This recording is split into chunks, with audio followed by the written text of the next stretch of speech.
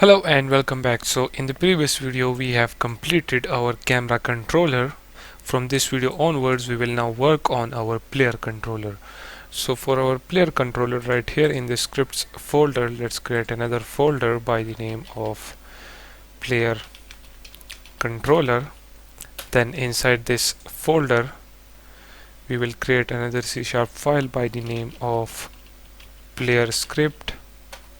Now if we click on our player main game object, let's drag and drop this script right here. Let me move it to the top, and then let's open this up in Visual Studio Code. And right here we will remove the update and start function, and we will add a header by the name of player movement, and in here we will create a float by the name of movement speed, and by default this will be equals to 3.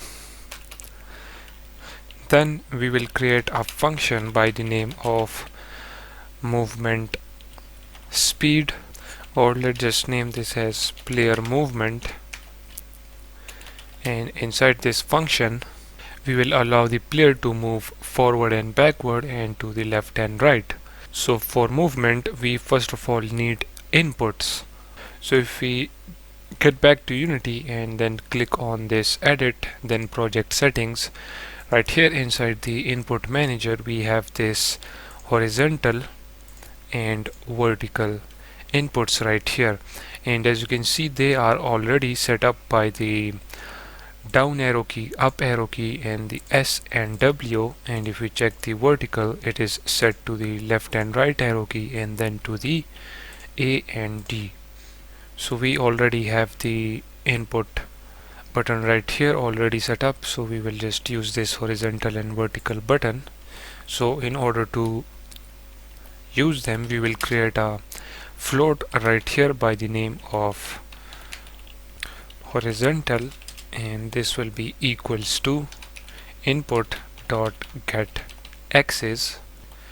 And now right here we will type the axis name, which is horizontal.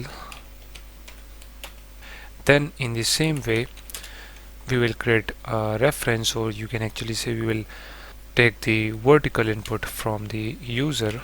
So we will say float vertical, and this will be equals to input dot get axis, and this time we will take the vertical. Then down below we will create a variable by the name of movement input, and in here we will say new vector 3. Let's pass the horizontal input for the x-axis, in which the player will move from the left to right, and then right here we will pass 0, and then for the up and down, or you can say for the z-axis or for the forward and backward movement, we will pass the vertical. So right here type vertical, and then for the horizontal we will type horizontal, which is this float.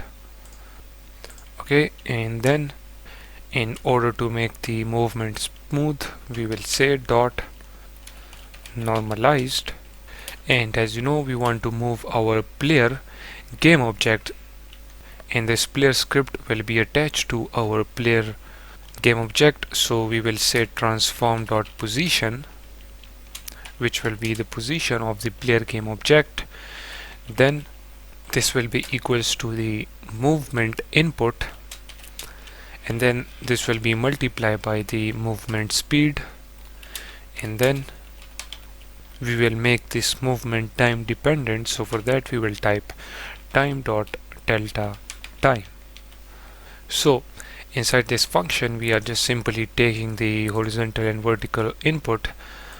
The horizontal is the A and D button, or the left and right arrow key button, and this vertical is the WS button, or you can say the up arrow and down arrow button, and then we pass that input to this movement input variable, which is a vector 3, as you can see. right here for inside the vector 3 for the x-axis we pass the horizontal, and as you know the x-axis is for the left and right, and then for the y we simply pass 0, and then for the z, which is the forward and backward, we pass the vertical input, and then we normalize that, and then down below we will be making the player game object move, so that's why we use transform.position, and that will be equals to the movement input, and then we multiply that by the movement speed and then by the time. Okay, so now right here at the top add a update function, and in here we will pass this player movement,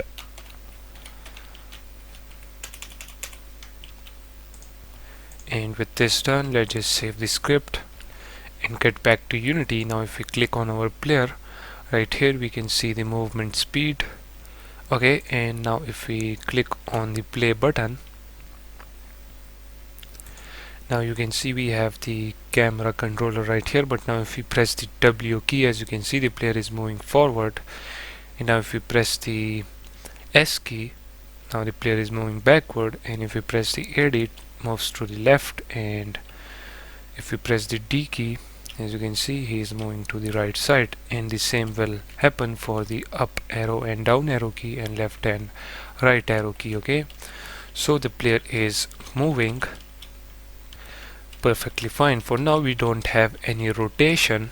As you can see, when we press the A key the player doesn't rotate to the left side, and the same for the right side and the forward and backward.